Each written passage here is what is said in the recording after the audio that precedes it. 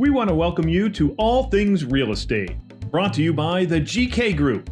Now, here are your hosts, Brad Avergon and Gary Kelly. You know, Brad, I want to tell you a story. I want to tell you about the first house that I bought. It was actually not a house, it was a mobile home. It was up in Londonderry, New Hampshire. We got to the closing. The attorney asked for the title because it's not real property. It's a personal property, which I didn't know the difference at the time. Now I do. And the guy didn't have the title. It was cross-collateralized on a car, and he didn't have the ability to produce the title, and the deal died right there. So we were just shocked. And I went and lamented that to a friend of mine at Dennison Manufacturing by the name of David Betterow, who said, he's passed away, but he said, why don't you talk to my wife, who's a real estate agent?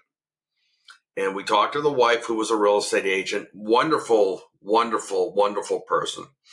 And she goes off, takes about a week, and comes back and says, I have looked at these properties. You will buy one of the three of them. Sure enough, one of them we bought. And so it was wonderful. It was a, condo in Milford. She says, I think in terms of politically correct and housing and all that stuff now, she says, you got to promise me that when you have kids, you won't live here, because the school system was rough. And that Milford had been on Johnny Carson for being heavy drugs. I never found any of that. I'm sure it was there, but it was a fine place to live. A few years later, we're ready to move up. We need something a little bit bigger. Need to stretch out. We've had one child, another one on the way. And I'm looking for a place to live. And my friend David Betterow says, why don't you talk to my wife? And I said, well, David, she's working with other people now. She's working on really big houses, not stuff we're looking at. And he says, she will continue to help you. Didn't know. So we talked to Marilyn. She goes out, she meets with us and says, you will buy one of the three houses today. And indeed we did. And that whole idea of going out, previewing houses, picking the one for your client, that happens at a time when the market moves at a slower pace. But it was wonderful. And I have no question that Marilyn previewed a bunch of properties, and it all worked out. And we bought in Blackstone at a point where we were starting to look in Rhode Island because we didn't think we could afford Massachusetts. It was tough from that perspective. And so that leads me to my next house. Are you with me still? I'm with you. I'm hanging on the edge of this story. Well, the next house was in Florida. Went to work for a company in Florida. I was busy, doing the new job. My wife at the time, wife de jour, so to speak, she went out and found a house, worked with a real estate agent, and we bought a new house on a canal. What part of Florida? Boca Raton. Boca Raton, very nice. It was on a canal, which we would call a drainage ditch, but they call it a canal. And anything connected to the Everglades, indeed, you have alligators. So we had alligators in the yard, and couldn't leave the dog outside because the alligator would come eat the dog, and couldn't leave the dog at a glass slider because the alligator would try to come right through it. And it was, I'm not going to say it was an interesting time, but just you learn, if you're a kid playing baseball, you don't play around where the alligators are, and you don't swim in the canals. You just don't. So that lasted about a year, and then we really discovered we didn't like Florida. So we wanted to come back. What did we do? We came back to Massachusetts, and we ended up buying in Westboro. The thing that was interesting about that is we found a house that we liked, and it seemed like it was empty. Well, we were there looking at the house on a Sunday morning. The neighbor from across the street comes down the driveway in a robe to pick up the Sunday paper. So I'm dating myself now. And we said, can we ask you some questions? She says, well, Yeah, he was a Marine. He built the garage. He passed away shoveling snow, and then his wife passed away a few months later. Um, Sad story. So we're dealing with the family. We know that now. Um, you know, it ended up being a wonderful house. We said we would take a week per room to fix it up. And it took us roughly 2 weeks per room to fix it up. And I'm telling you, we killed each other. It was rough. Every hour we weren't working, we were painting something or improving something. And we had some friends that did some help. And one guy in particular, who lives in Grafton to this day, installed a bay window for us, which was really quite kind of nice. So it was nice overall. And then we got to a point where, I was living alone. The girlfriend didn't want to stay in that house, and so we found another house again in Westboro, and moved into that.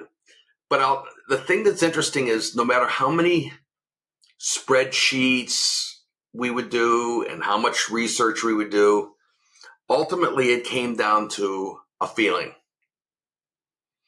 We would walk into the building and say, this is it. I've been with people that have walked into buildings and said, we don't care what it's going to take. We want this house. And I say, well, actually, you do care what it's going to take. The bank may not approve it, but those are my stories, Brad. What are your stories? So it's interesting that you use the comment, "This is it." So uh, my wife and I, when we were looking for our first home, um, we would drive around, and and at the time, it was interesting what you talked about. This was pre. I can look up every house that's available on the internet, and the portal, so to speak, the gatekeeper of all housing information was in fact the realtor. They had little tiny 4-inch terminals in their office that were this. They were not online. They were not. There was no internet. This was just this teletype system. They could pull up some information, but they had more importantly, and most often used, was this thing like the Yellow Pages. For those that remember the Yellow Pages, a giant book of properties, and you could see a picture of the property, what looks like a listing today, and some information on it. So you would go and you'd work with the realtor, and you would find these homes, and you'd get a list of homes, and you would drive around, usually do a drive-by, right? You could drive around if you wanted to. Sometimes the realtor would go out and look at them in advance and take you on a little tour, right? That was a big thing back then too, because not only did the realtor take you on the tour, but in order for the realtor to know their area, they had to go on tours. So Right. typically Thursdays and Tuesdays, after office, quote unquote, office meetings that were weekly, the realtors would caravan, was the term. They would caravan. They would all go around to see each other's listings and other listings in the town. And because they didn't have access to a lot of information, they knew their region, they knew their town, maybe the next town over that abut. But you didn't have realtors going, for example, to Cape Cod. They didn't know that market. Right. They'd refer you to another realtor down there. So we we would get a list of homes, and we would go looking at these homes, and we would drive around it.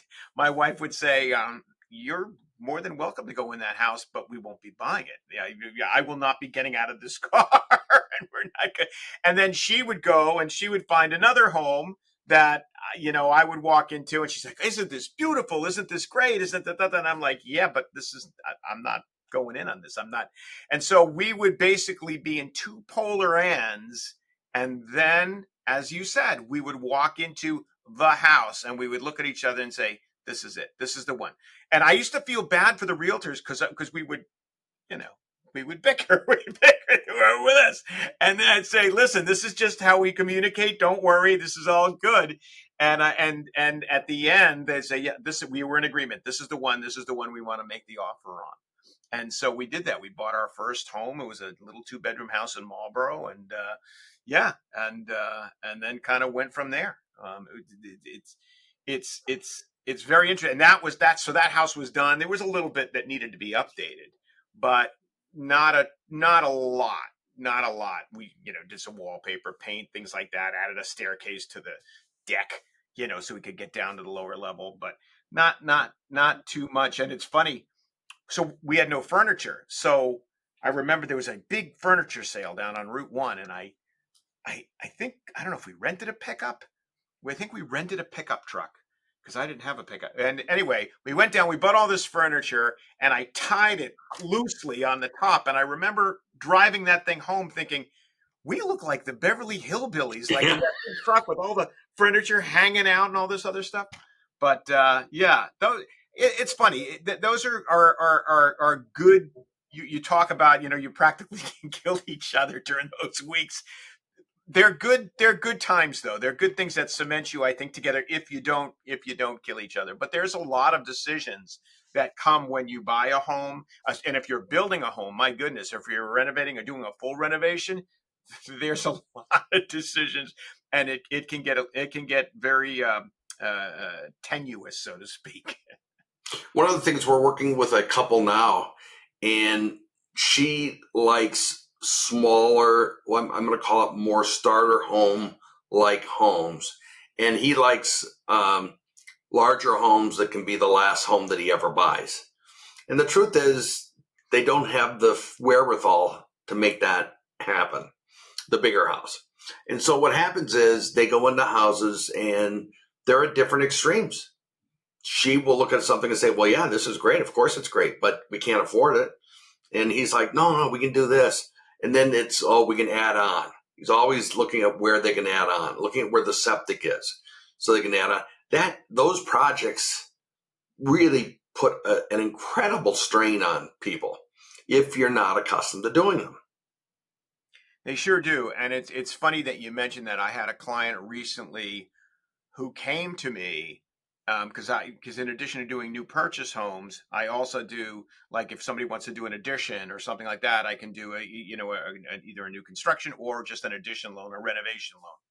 And they came to me and they were talking to me about it and saying, well, we could do this. We've got some builders coming in and we got this and we want to put a second floor on and we've got kids now. And I've renovated a number of properties myself, one of which I lived in during the renovation, but I'm still married, which is a good thing. It was crazy. But my point is that renovations on HGTV look wonderful and they're easy and they happen in 30 minutes and everything ultimately comes out great. The reality is that renovations are very complex. There's a lot of things you have to be very careful of, and living during a renovation in the property is almost impossible. Brad, hold that thought right there and let us pay some bills and then we'll come back. Okay. Thank you for watching All Things Real Estate. We'll be right back.